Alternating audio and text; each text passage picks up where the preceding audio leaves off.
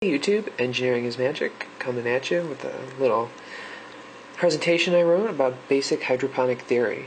So this is kind of a presentation for people just getting started, people who are afraid of hydroponics, people who just don't understand what's going on in their root zone, and just basics of different hydroponic systems. So I'll just go through and explain them, figure out which system is the right system for you, and so here we'll just get started real quick. I am not associated with Starbuds. Starbuds, yeah, like on top of what everybody else has said, I think that stealing other people's work, that plagiarism is really, that's totally not called for. So I'm just writing that down there. Take that. Okay, so let's get going here. So the purpose of any system is to provide for the needs of the plant. So you need some way to anchor the roots, you need to provide water for the plant to use, and then it converts it into sugars and photosynthesis, with light in the leaves.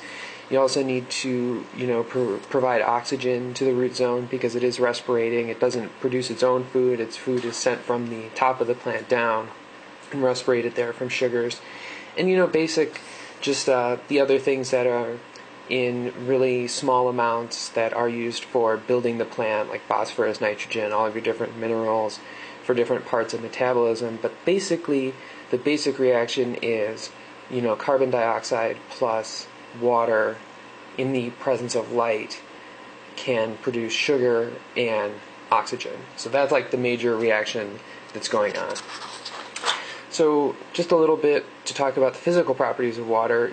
This is stuff that most people know, empirically, but don't think about usually. So, it's got weight. This is especially useful if you're trying to figure out, how much your system is going to hold, and then how heavy is it going to be so you can have a system that supports it, with the racks and everything. So it's 8.34 pounds per gallon. And, it's good to just kind of keep that in the back of your mind. Containers fill and will change, if you tilt the container,